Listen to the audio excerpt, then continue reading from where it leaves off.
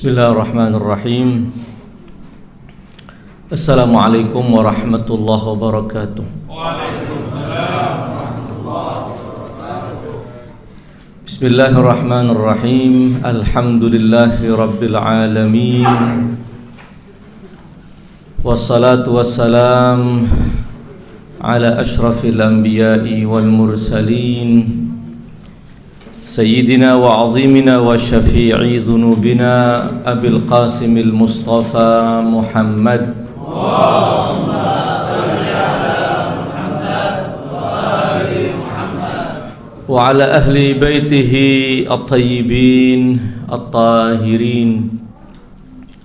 Qala Allah ta'ala fi muhkami kitabih wa sadaqallahul aliyyul azim. Qul bifadlillahi wa birahmatihi fabidzalika falyafrahu. Ikhwan sekalian, alhamdulillah, segala puji bagi Allah yang mempertemukan kita di malam bahagia ini dalam rangka memperingati hari kelahiran putra Ka'bah Al-Imam Amirul Mukminin Ali bin Abi Thalib alaihi salam.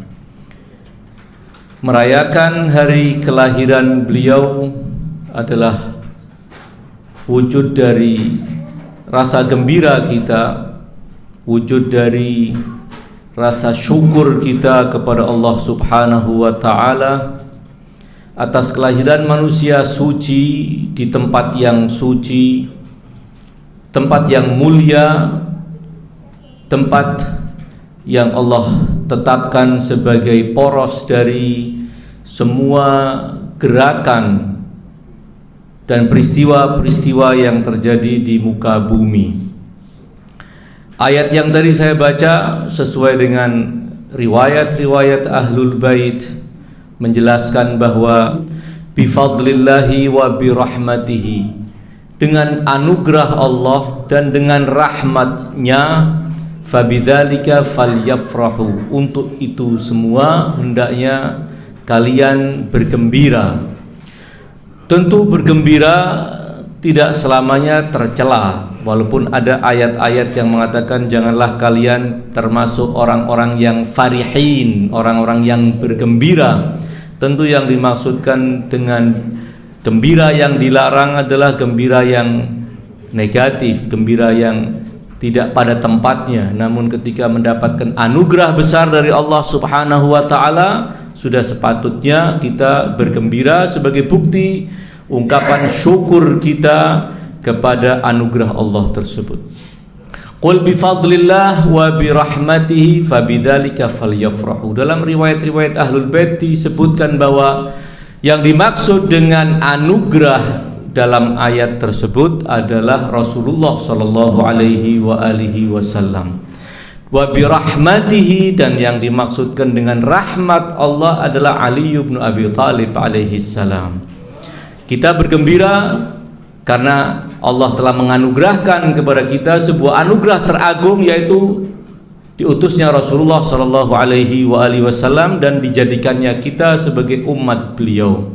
Demikian juga kita bergembira karena Allah telah mewujudkan rahmat mutlaknya melalui Ali bin Abi Thalib alaihi salam. Ikhwan sekalian, acara-acara yang diadakan oleh para pecinta Ahlul Bait dimanapun mereka berada adalah acara yang akan selalu menghubungkan jiwa kita dengan manusia-manusia suci. Dan itu yang menjadi kekuatan bagi para pecinta Ahlul Bait dimanapun mereka berada, memiliki kekuatan yang sangat luar biasa karena mereka terhubung dengan cahaya, karena mereka terhubung dengan kekuatan yang akan memberikan semangat untuk kehidupan. Mereka akan terhubung dengan cahaya yang akan menjelaskan, yang akan memberikan penerangan dalam setiap langkah kehidupannya. Karena acara-acara ini dan yang seperti ini digelar dalam rangka makin mempererat hubungan kita dengan manusia-manusia suci melalui pemahaman yang terus kita tambah tentang makom-makom manusia-manusia suci Karena dengan memahami makin dalam, makin luas pemahaman kita tentang maqam-maqam Ahlul Bait, itu akan menjadikan kita makin kokoh, hubungan kita makin kuat. Dan ketika hubungan kita makin kuat, rasa cinta kita juga makin mendalam. Setelah memahami berbagai macam keagungan, itu akan menjadikan kita punya sebuah kekuatan yang sangat luar biasa untuk meneladani mereka. Dan meneladani mereka adalah jalan kebahagiaan dunia dan akhirat, jalan yang akan menyampaikan kita kepada keridhaan Allah Subhanahu wa ta'ala. Pemahaman terhadap maqam-maqam Ahlul Bait adalah sekali lagi sesuatu yang tidak mungkin kita bisa raih, kita fahami baina asyiatin wa duhaha, dalam waktu yang singkat. Kita setelah menerima ajaran Ahlul Bait, tidak dengan serta-merta kita memahami seluruh keagungan dan maqam-maqam Ali bin Abi Thalib dan para imam suci Ahlul Bait.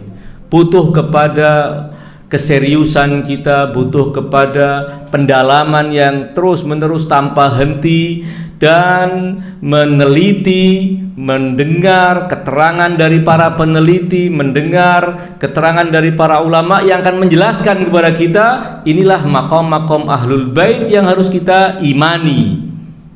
Karena sekali lagi, keimanan kita kepada maqam-maqam itu tentu bergantung kepada pemahaman kita tentang maqam-maqam tersebut. Dan nilai keimanan kita di sisi Allah Subhanahu wa ta'ala akan bergantung kepada seluas apa, sedalam apa, sesempurna apa pemahaman kita tentang maqam-maqam suci Ahlul Bait An-Nabawi alaihim afdhalus salati wassalam.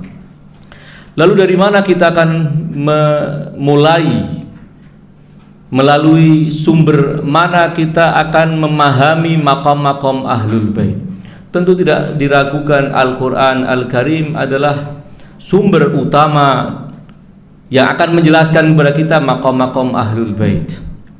Sabda-sabda Nabi, sabda para imam suci Ahlul Bait adalah juga sumber yang sangat kaya yang akan memperkenalkan kepada kita maqam-maqam Ahlul Bait.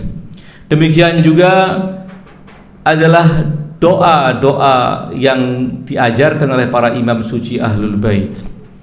Doa-doa ziarah khususnya, redaksi ziarah yang diajarkan oleh para imam itu adalah lumbung yang akan memperkenalkan kepada kita maqam-maqam Ahlul Bait. Jadi tidak semata yang kita baca semata doa atau untaian ziarah ucapan salam yang tidak memuat makna ideologis, tidak memuat makna yang mengikat kita akan konsekuensi dari apa yang kita telah yakini. Doa-doa ziarah yang diajarkan oleh para imam suci Ahlul Bait adalah ziarah yang akan memperkenalkan kepada kita maqam-maqam Ahlul Bait. Doa nutbah satu contoh. Kalau kita fokuskan pembicaraan tentang Ali bin Abi Thalib Amirul Mukminin alaihi salam, dalam doa nutbah ada bagian yang sangat penting berbicara tentang maqam Ali bin Abi Thalib alaihi salam. Kita juga dalam doa ziarah Aminullah yang sangat singkat itu menjelaskan kepada kita maqam Ali bin Abi Thalib alaihi salam. Ini tidak cuman seremonial, tidak cuman redaksi yang sifatnya sastra untuk kita baca, untuk kita ucapkan ucapan salam kepada para imam kita, seakan-akan itu cuma sekedar gelar-gelar kehormatan yang tidak punya konsekuensi apapun. Namun kenyataannya tidak demikian. Ketika para imam mengajarkan kepada kita mengucapkan salam kepada para imam suci Ahlul Bait, kepada Ali bin Abi Thalib alaihi salam, dengan menyebut berbagai macam sebutan, berbagai macam gelar, itu artinya kita dituntut untuk meyakini semua gelar itu untuk para imam suci Ahlul Bait, semua gelar itu untuk Ali bin Abi Thalib alaihi salam. Dan kita akan persaksikan itu. Kita akan bersaksi di hadapan Allah bahwa saya meyakini Ali bin Abi Thalib itu demikian makomnya, 1, 2, 3 dan seterusnya. Jadi kembali bahwa salah satu di antara sumber kaya yang akan memperkenalkan kepada kita makom-makom Ahlul Bait adalah doa-doa ziarah itu. Ziarah kita fokuskan malam hari ini, ziarah Amirul Mukminin alaihi salam.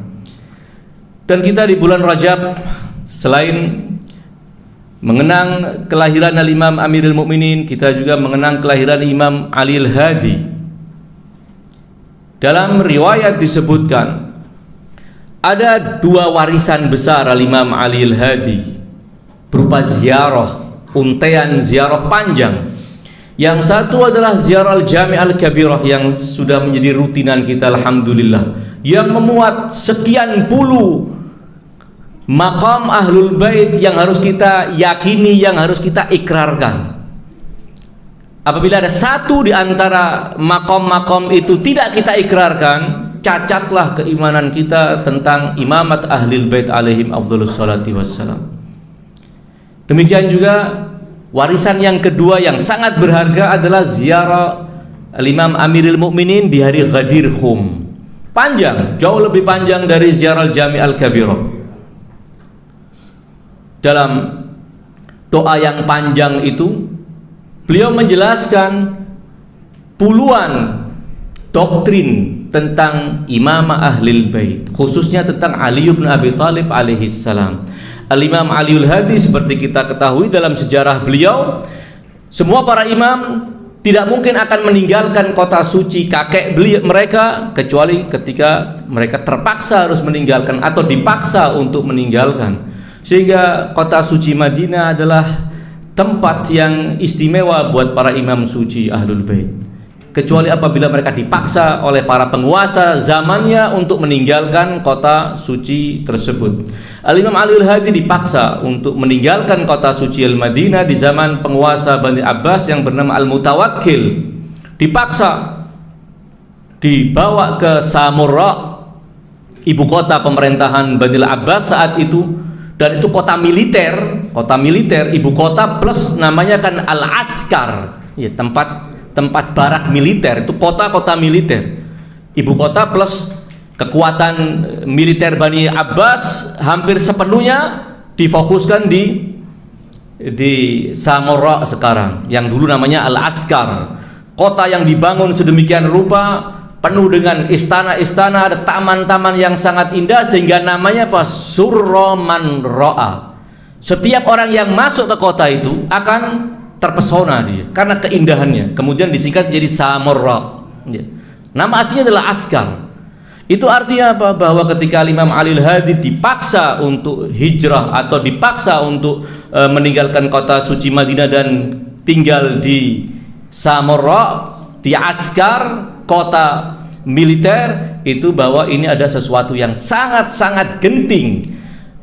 Beliau bukan sekedar tahanan politik biasa, namun tahanan politik yang bersifat militer. Ada keseriusan, suasana dan kondisi yang mencekam dalam penilaian para penguasa saat itu, sehingga siapa yang harus ditahan terlebih dahulu? Al-Imam Ali Al-Hadi, karena ini ancaman buat mereka. Alaihal, panjang lebar cerita tentang apa yang mereka lakukan dalam perjalanan dari kota suci Madinah Al-Munawwarah. Beliau minta agar rombongan dilewatkan kota An-Najafil Ashraf, tempat makam suci Al-Imam Amirul Mukminin. Sengaja minta dilewatkan ke kota tersebut, dan bertepatan dengan tanggal 18 bulan Dzulhijjah, hari Ghadir, beliau kemudian berziarah dengan rombongan dan tentu disambut oleh para pecinta Ahlul Bait yang ada di kota An-Najafil Ashraf. Beliau berziarah kepada Imam Amirul Mukminin, dan untaian ziarah itu adalah, kalau boleh pakai istilah ini sama dengan manifesto. Ini adalah doktrin, dan sekaligus menantang penguasa saat itu, penguasa Mutawakkil. Al-Mutawakkil, semua sejarah mencatat Mutawakkil itu seorang nasibi, Semua penguasa Bani al-Abbas rata-rata adalah pembenci Ahlul Bait. Namun ini kebenciannya berbeda dengan para pendahulu dan pelanjutnya. Kedengkiannya kepada Ali bin Abi Thalib secara khusus sangat luar biasa. Kedengkiannya kepada keturunan Ali bin Abi Thalib sangat nyata. Kebenciannya dan permusuhannya kepada para pecinta dan Syiah Ali bin Abi Thalib sangat nyata. Ada Mutawakkil yang berkuasa saat Al-Imam Ali Al-Hadi dipaksa untuk meninggalkan kota suci Madinah. Namun kendati demikian, pemerintahan adalah pemerintahan nasibi. Semua aparatnya adalah aparat yang benci kepada Ali bin Abi Thalib, benci kepada zuriyah Ali bin Abi Thalib, sehingga kesengsaraan yang dialami oleh putra dan keturunan Ali bin Abi Thalib di zaman Mutawakkil tidak terbayangkan. Tidak pernah dialami kesengsaraan oleh keturunan Ali bin Abi Thalib, baik Al-Hasaniyun maupun Al-Husainiyun, seperti yang di zaman Al-Mutawakkil, si penguasa yang sangat kejam tersebut. Al-Ayhad, dalam suasana semacam demikian pun Al-Imam Ali Al-Hadi menyuarakan tentang sesuatu yang benar-benar bertolak belakang dengan pemerintahan saat itu. Pemerintahan yang dibangun di atas apa? Di atas merampas hak kepemimpinan Ali bin Abi Thalib dan zuriyah Ali bin Abi Thalib yang suci. Pemerintahan yang itu pondasinya. Namun dengan demikian beliau dengan tegas menyuarakan kembali, dan itu harus menjadi doktrin para pecintanya, bahwa inilah yang harus kalian yakini tentang Ali bin Abi Thalib, yang jasad sucinya dibaringkan di kota Najafil Ashraf, yang semua umat Islam meyakini keagungannya. Betapapun mereka tidak meyakini kesucian sebagai imam yang ditunjuk oleh Allah, namun keagungan Ali bin Abi Thalib adalah keagungan yang tidak bisa diragukan. Alaihal, dalam doa ziarah yang sangat panjang, Ziyaratul Ghadir, saya berharap tidak menanti hari Ghadir Khum baru kita baca. Doa itu saya ingin berikan gambaran bahwa inilah ketika kita memperingati Ali bin Abi Thalib, hari kelahiran beliau, hari syahadah beliau. Kapanpun ketika kita berbicara tentang Ali bin Abi Thalib, apa kurikulum kita? Apa kurikulum kita? Kurikulum kita adalah ayat-ayat suci Al-Quran, sabda-sabda Nabi, dan kurikulum kita yang sudah tersedia dengan rapi adalah Ziyaratul Ghadir yang diajarkan oleh Imam Ali Al-Hadi salamullah alaih. Alaihal, ziarah itu diawali dengan salam. Ada kira-kira 4 salam, dan pada masing-masing salam beliau menyebutkan beberapa maqam Ali bin Abi Thalib alaihi salam. Kemudian setelah salam ada kesaksian, wa asyhadu, terus beberapa kali wa asyhadu. Artinya apa? Inilah yang saya yakini dan saya persaksikan di hadapan Allah Subhanahu wa taala tentang keyakinan saya terkait dengan Ali bin Abi Thalib alaihi salam. Sekali lagi bahwa apa yang beliau sampaikan itu harus menjadi keyakinan kita, harus menjadi doktrin tentang imamat Ahlul Bait secara umum dan Imam Ali bin Abi Thalib. Tidak kurang dari 60 poin doktrin yang ada dalam doa ziarah Al-Ghadir ajaran Al-Imam Ali Al-Hadi. Yang ini adalah sekali lagi, kalau itu kita baca, kita berusaha memahami walaupun sekilas, kemudian kita akan menanamkan keyakinan itu dalam diri kita. Artinya kita akan menjadi orang yang sempurna dalam pemahaman kita, dalam keyakinan kita tentang imamat Ahlul Bait. Karena sekali lagi tidak ada yang berhak mengatakan bahwa saya sudah hatam pemahaman saya tentang makom-makom Ahlul Bait. Sampai kapanpun kita tidak akan pernah hatam memahami makom-makom Ahlul Bait. Sangat luas, sangat tinggi, dan waktu kita mungkin tidak cukup untuk itu semua. Namun hal-hal yang penting telah diajarkan oleh para imam suci Ahlul Bait alaihim afdhalus salatu wassalam. Saya akan bacakan bahwa doa ziarah itu diawali pertama dengan ucapan salam kepada Rasulullah sallallahu alaihi wasallam, dengan menyebut sederetan maqam Rasulullah. Rasulullah manusia termulia Rasulullah utusan Allah, Rasulullah adalah nabi penutup, Rasulullah adalah penghulu para rasul, dan sebutan-sebutan yang mengagungkan Rasulullah Shallallahu Alaihi Wasallam. Kemudian pada salam yang kedua untuk para nabi Allah, para malaikat dan hamba-hamba yang soleh. Setelahnya baru ucapan salam untuk Ali bin Abi Thalib alaihi salam.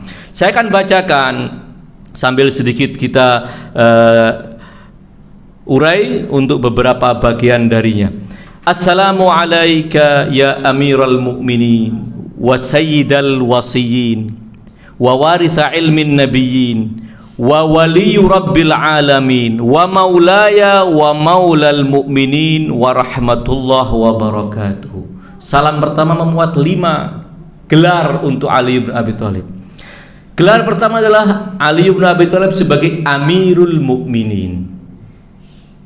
Saking seringnya disalahgunakan istilah Amirul Mukminin sehingga kalau bahasa Jawa itu jeprel, sudah tidak bermakna lagi.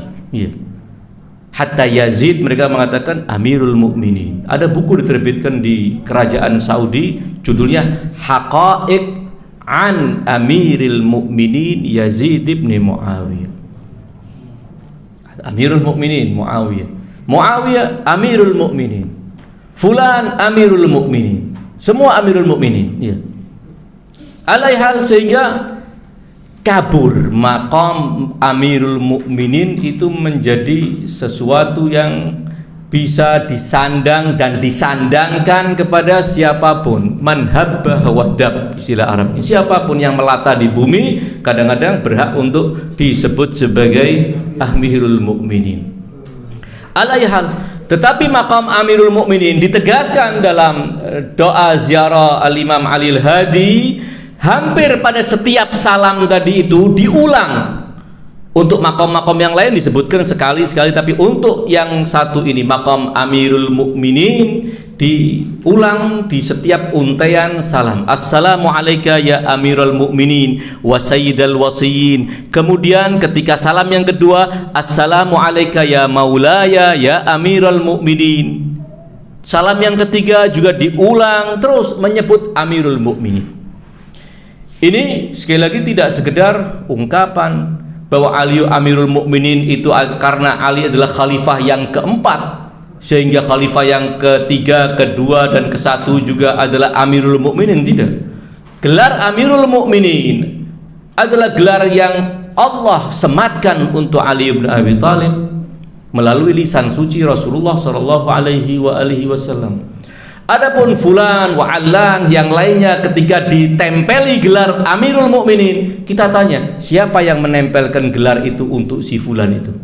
Allah, mana buktinya? Rasul, mana bukti? Tidak ada. Ada sebagian dokumen sejarah mengatakan ketika ada seorang penguasa sebelum Ali bin Abi Thalib, dia berkuasa, sementara sebelumnya biasa digelari dengan Khalifah Rasulullah, maka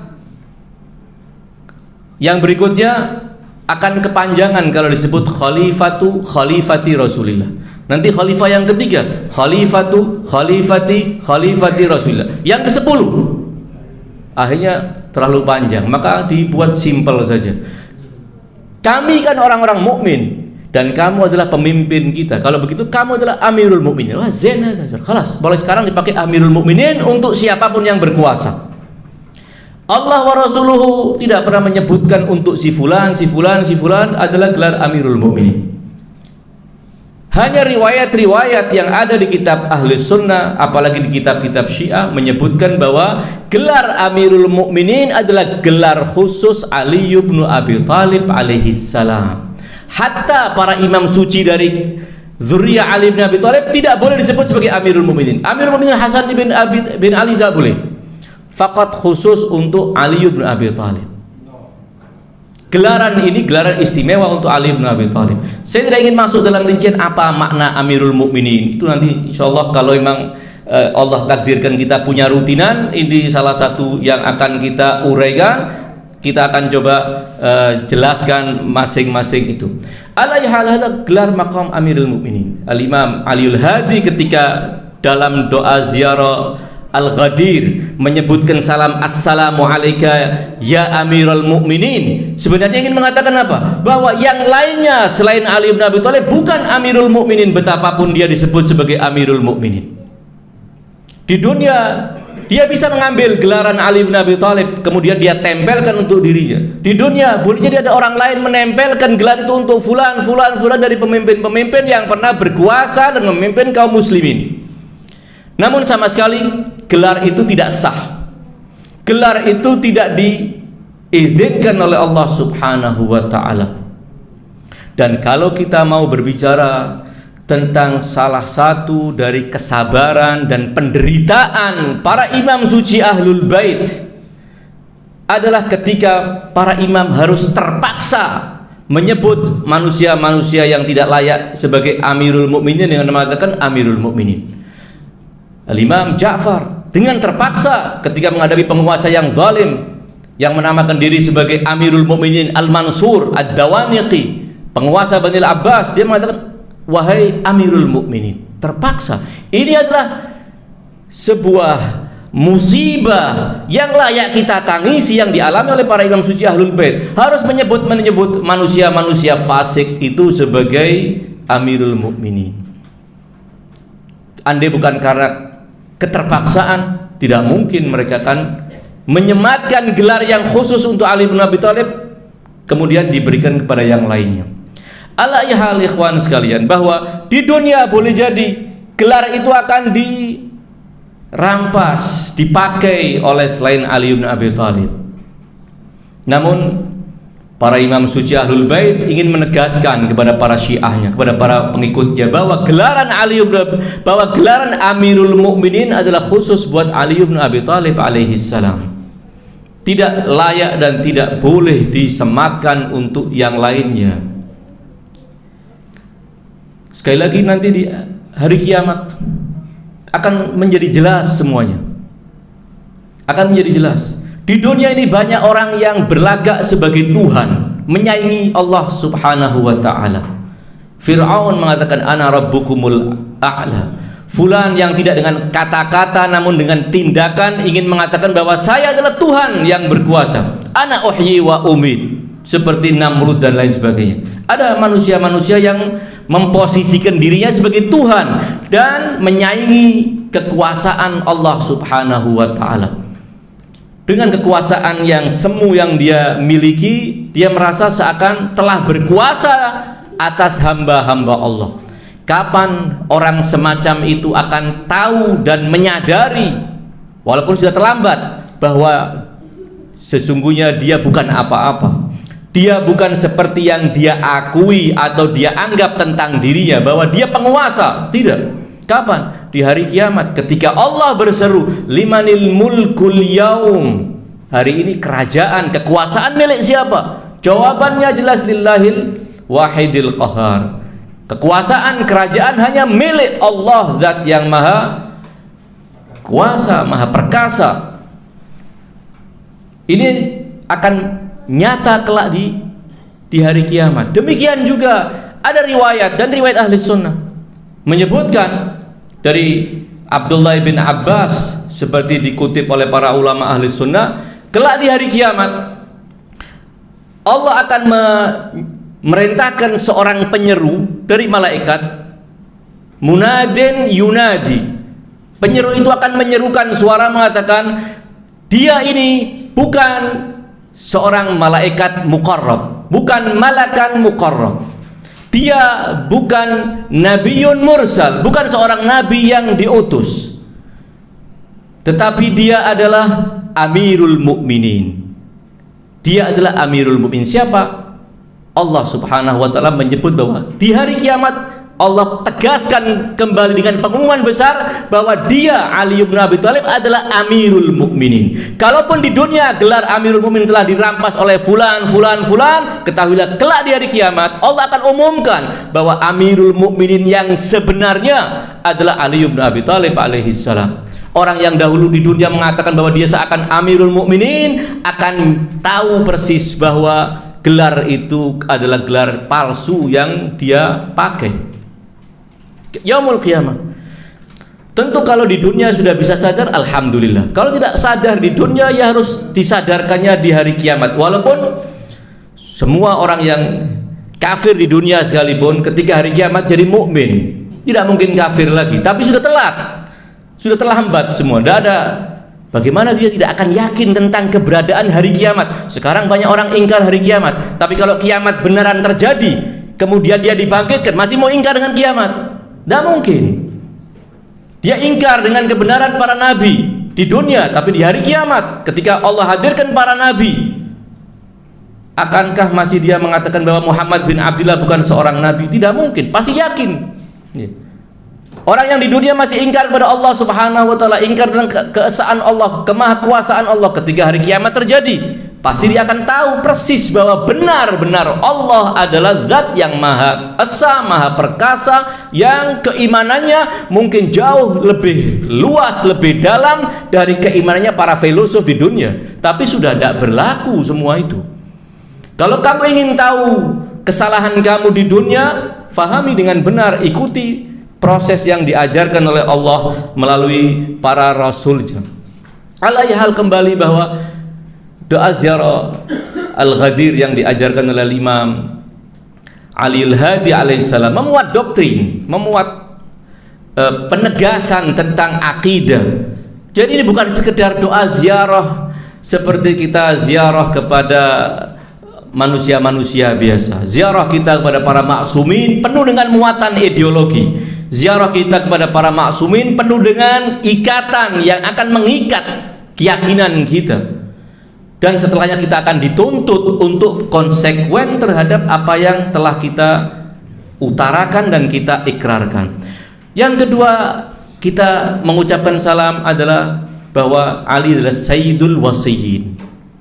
Seperti yang nanti insyaallah antum bisa baca lebih lanjut. Saya akan lanjutkan bahwa setelah itu ada salam yang kedua, assalamu alaik ya maulaya ya amiral mu'minin ya aminallah fi ardihi wa safirahu fi khalqihi wa hujjatahul baligha ala ibadih.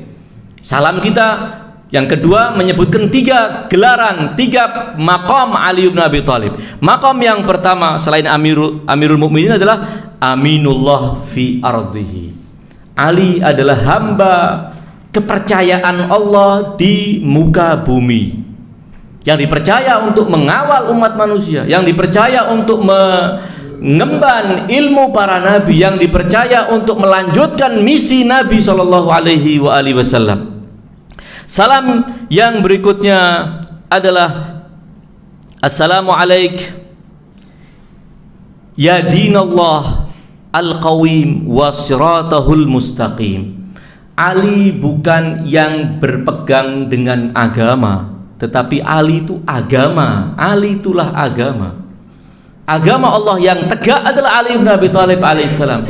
Karena kalau kita ingin mencari agama dalam bentuk teori, kita temukan dalam Al-Quran, kita temukan dalam sabda-sabda suci Nabi. Namun apabila kita menginginkan agama yang konkret, wujud nyata pada sosok manusia, adalah Ali bin Abi Thalib alaihissalam. Ali adalah agama Allah yang lurus, wasiratahul mustaqim, dan jalan Allah yang mustaqim.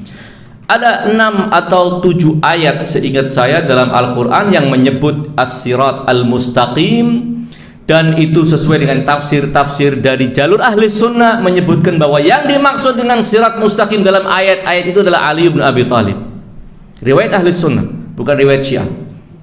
Sekali lagi insyaallah nanti kalau memang kita akan takdir punya rutinan untuk kita rincikan satu persatu tentang maqam-maqam Ali bin Abi Thalib. Kita lanjutkan kepada bagian yang berikutnya, kesaksian. Kita bersaksi, wa asyhadu annaka akhu Rasulillah. Dan aku bersaksi, kesaksian pertama kita tentang Ali bin Abi Thalib, bahwa Ali bin Abi Thalib adalah saudara Rasulullah sallallahu alaihi wasallam. Mungkin orang mengatakan, ya, jadi saudara Rasulullah terus kenapa emang? Problem besar. bagi orang yang mengklaim dirinya merasa punya hubungan dekat dengan Rasulullah Shallallahu Alaihi Wasallam, namun dia tidak memiliki gelaran sebagai saudara Rasulullah Shallallahu Alaihi Wasallam. Kita tahu semua bagaimana sepeninggal Rasulullah Shallallahu Alaihi Wasallam ketika Ali bin Abi Thalib dipaksa untuk berbaiat dan beliau menolak. Maka ketika dipaksa dan beliau menolak, kata Ali bin Abi Thalib, kalau saya tidak mau berbaiat, famah, apa yang kamu akan lakukan? Idzan naktuluk, kalau kamu tidak mau berbaiat, kami akan bunuh kamu. Kata Ali bin Abi Thalib, idzan taqtulu abdallahi wa akha rasulih, kalau begitu kalian akan membunuh seorang hamba Allah dan saudara Rasulnya. Apa kata mereka? Amma Abdullah fana'am, kalau kamu mengklaim sebagai hamba Allah, silahkan, biar. Tapi aku Rasulullah, lah. Jadi tidak sembarang orang mau meyakini Ali sebagai saudara Rasulullah Shallallahu Alaihi Wasallam.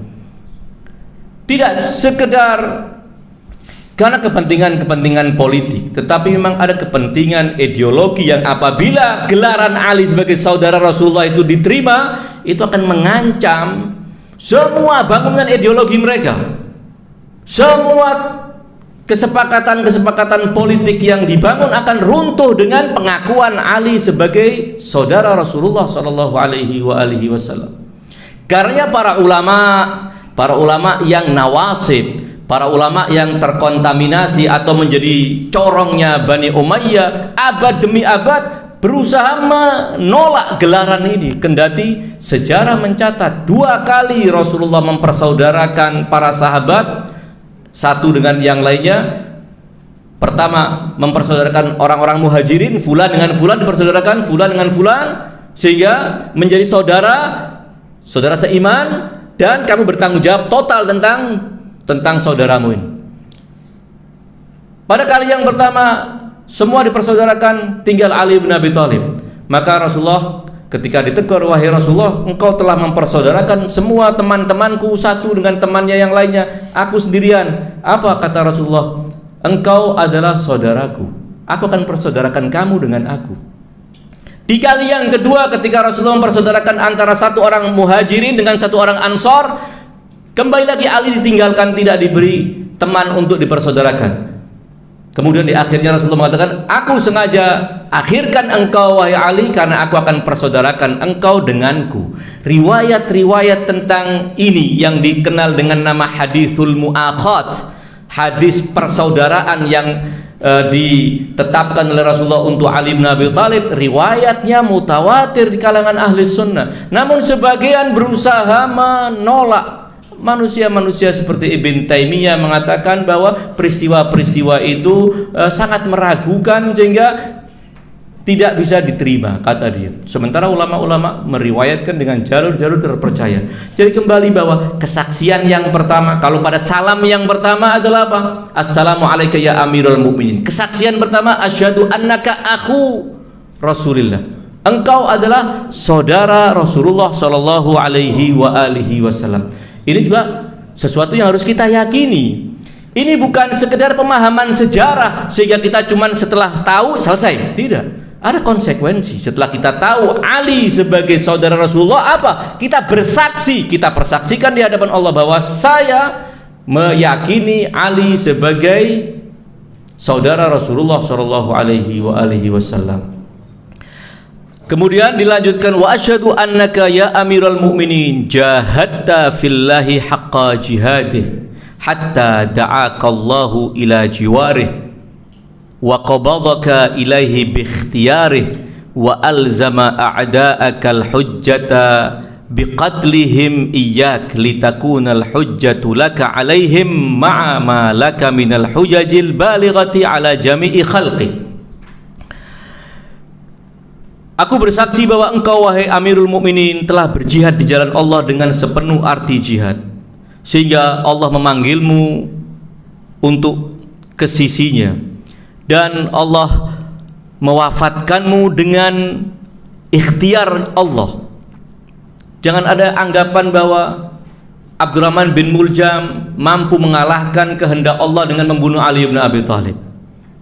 sehingga mestinya tidak terbunuh Ali bin Abi Thalib, tetapi karena ada takdir yang dikalahkan oleh tindakan Abdurrahman bin Muljam. Tidak, semuanya dengan ketetapan Allah Subhanahu wa ta'ala. Kemudian kesaksian yang berikutnya adalah bahwa aku bersaksi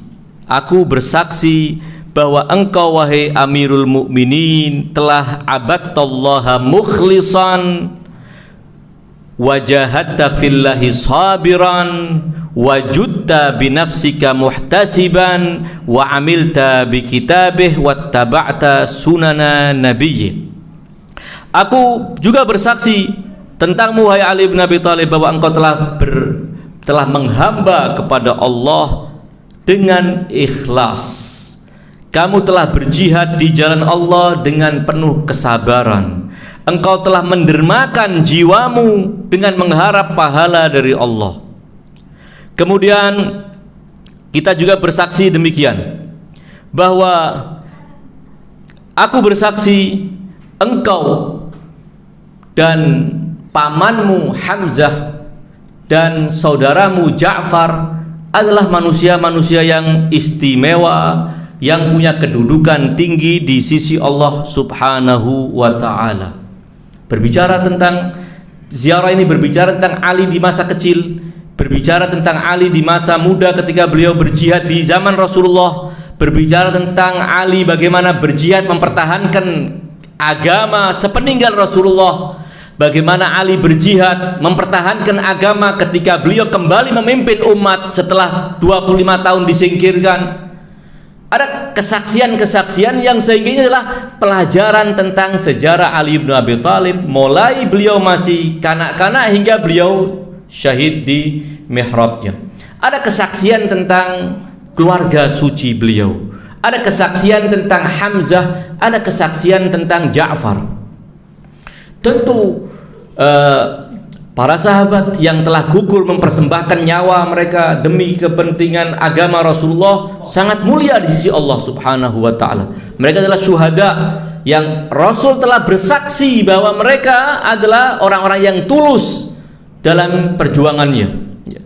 Seperti dalam riwayat yang disebutkan, ketika perang Uhud selesai dan ada 70 dari sahabat beliau gugur syahid.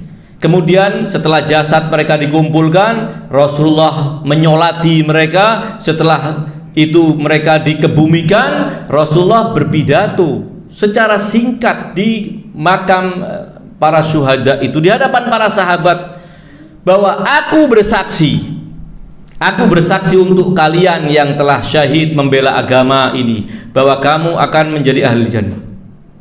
Bersaksi kamu orang-orang baik, kamu adalah orang-orang yang berkesudahan dengan kesudahan yang baik. Kematianmu di jalan mempertahankan dan menegakkan agama Allah. Maka adalah salah seorang sahabat yang bertanya, ya Rasulullah, engkau telah memberikan kesaksian untuk mereka, lalu untuk kami bagaimana yang masih hidup ini? Apa kata Rasulullah? Untuk kalian, la adri ma ahdastum ba'di. Untuk kalian yang masih hidup, apalagi sampai saya wafat kalian masih hidup, saya tidak tahu kesudahan apa yang akan menutup kehidupan kalian. Jangan-jangan nanti akan ada perubahan-perubahan yang akan kalian lakukan. Alaihal, mereka yang telah gugur syahid di jalan Rasulullah, di jalan agama Rasulullah adalah orang-orang yang mulia. Namun demikian, tidak ada yang bisa mengungguli keagungan Hamzah, tidak ada yang bisa mengungguli keagungan dan ketulusan Ja'far at-Tayyar. Berapa banyak para syahid yang jasad mereka juga dimutilasi oleh orang-orang kafir. Di perang Uhud yang dimutilasi tidak cuma Hamzah, beberapa sahabat yang lain juga dibelah dadanya, dicincang, dipotong telinganya, dan dirusak wajahnya dengan dipotong beberapa organnya. Namun untuk Hamzah lain lagi acaranya Rasulullah. Semua syuhada beliau takbir dengan takbir 5 kali, tapi untuk Hamzah beliau takbir dalam sholat jenazahnya 70 kali takbir. Hamzah ini bukan karena beliau paman Rasulullah, tidak, tetapi karena memang Hamzah punya makom yang sangat luar biasa. Berapa banyak para sahabat yang juga dalam berperang tangannya sampai terpental karena pedang tajam musuh-musuh Allah telah mengena ke tangan mereka. Tidak sedikit. Namun ketika yang mengalami hal demikian Ja'far, Rasulullah mengatakan bahwa Ja'far telah Allah ganti kedua tangannya dengan dua sayap, dengannya dia bisa terbang di surga kemanapun tujuan yang ia inginkan. Ja'far punya kelebihan yang sangat luar biasa. Kecintaan Rasulullah SAW kepada Ja'far, kecintaan yang sangat luar biasa. Kenapa? Karena memang Ja'far juga tulus, ketulusannya juga puncak kepada Rasulullah SAW. Sejarah Ja'far penuh dengan perjuangan, sehingga ketika perang Khaybar Rasulullah menaklukkan benteng Khaybar dengan tangan Ali bin Abi Thalib setelah sekian lama dikepung, hampir sebulan dikepung tidak berhasil. Ketika hari terakhir Rasulullah mengutus Ali bin Abi Thalib, selesai semua urusan, menanglah Rasulullah. Dan bertepatan dengan datangnya rombongan yang dipimpin oleh Ja'far dari Ethiopia setelah hijrah berbelas-belas tahun. Sejak masih di Makkah, hijrah ke Habasyah, dan baru pulang ke Madinah ketika Rasulullah selesai perang Khaybar. Pulang dari Khaybar menuju Madinah, rombongan Ja'far datang. Apa kata Rasulullah? Bi ayyihima afrah, saya tidak tahu dengan mana yang saya lebih gembira, bi fathi Khaybar am bi qudumi Ja'far, dengan kemenangan Khaybar atau dengan kedatangan Ja'far. Sama-sama anugerah buat Rasulullah SAW. Kedatangan Ja'far sangat luar biasa menggembirakan hati Rasulullah SAW. Itu sekali lagi bukan ini perhitungan li'annahu keluarga dekat Nabi, ada kekerabatan, tidak. Di samping mereka adalah kerabat Rasulullah, mereka adalah orang-orang yang sangat istimewa. Betapa kita dituntut untuk juga banyak mengenal tentang keagungan Hamzah, yang Rasulullah menggelari Hamzah dengan Sayyidus Syuhada. Gelar pertama sebelum digelarkan untuk Al-Imam Abi Abdillah Al-Husain, gelar Sayyidus Syuhada adalah untuk Hamzah. Dan dalam riwayat yang ada dalam Kitabul Ihtijaj, disebutkan salah satu riwayat mengatakan bahwa di malam beberapa hari sebelum Sayyidina Hamzah gugur syahid di Uhud, Rasulullah panggil Hamzah. Ada Fatimah, cucu keponakan berarti, ada Ali bin Abi Thalib. Rasulullah mengabarkan kepada Hamzah bahwa kamu esok akan gugur syahid. Dikabarkan. Kenapa Rasulullah mengabarkan? Karena Rasulullah tahu bahwa tidak mungkin gentar apa yang didengar oleh Hamzah, karena dia tahu bahwa kematiannya di jalan Rasulullah adalah kematian termulia. Alaihal dalam riwayat yang panjang itu diantaranya Rasulullah menalkinkan kepada Hamzah, semacam ada talqin mayit seperti yang demikian. Wahai Hamzah, kamu harus meyakini, mulai ditalkinkan tentang keyakinan keesaan Allah. Kamu harus yakin tentang kerasulan aku. Kamu harus yakin tentang Ali sebagai maulal mu'minin. Kamu harus yakin bahwa Fatimah adalah sayyidatun nisa'il alamin. Dan setelah itu Rasulullah mengatakan, dan kamu harus bersaksi bahwa kamu adalah sayyidus syuhada. Hatta Hamzah diminta untuk mempersaksikan bahwa dirinya adalah sayyidus syuhada. Kata riwayat itu dikatakan bahwa kita di alam kubur kita akan ditanyai oleh para malaikat yang ditugasi. Insya Allah kita tidak akan didatangi malaikat mungkar wa nakir. Jadi jangan takut dengan mungkar nakir. Tidak ada mungkar nakir untuk kita. Yang ada adalah basyir wa mubashir. Mungkar nakir untuk mereka, bukan untuk kita. Malaikat akan meminta kepada kita kesaksian di alam kubur. Man rabbuk, man nabiyuk, segala macam, dan ditanya siapa Hamzah dalam akidahmu.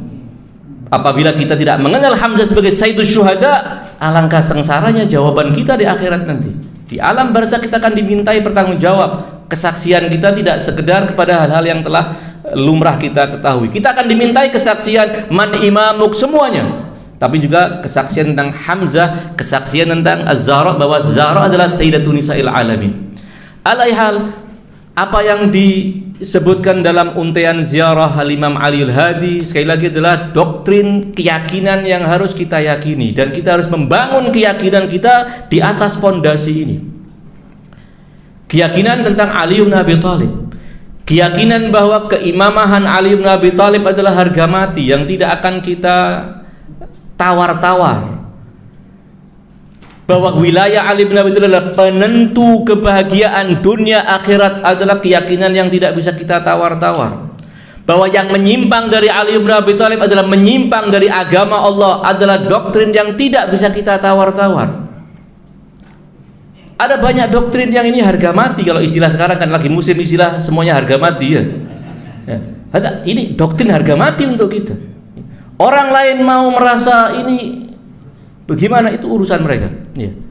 Kita tidak ada urusan dengan mereka, tidak ada urusan dengan orang lain. Kita urusan dengan diri kita. Ini keyakinan yang harus kita yakini. Sekali lagi kembali kepada apa? Lumbungnya adalah ziarah Al-Ghadir yang diajarkan oleh Imam Ali Al-Hadi. Demikian juga ziarah Al-Jami' Al-Kabira itu yang diajarkan oleh Imam Ali Al-Hadi, dan Ad-Da'iyat Ahlul Bait. Sekali lagi, ziarat para imam suci Ahlul Bait yang diajarkan oleh para imam adalah lumbung akidah kita. Kita mesti menyempatkan diri, walaupun sekali dalam hidup.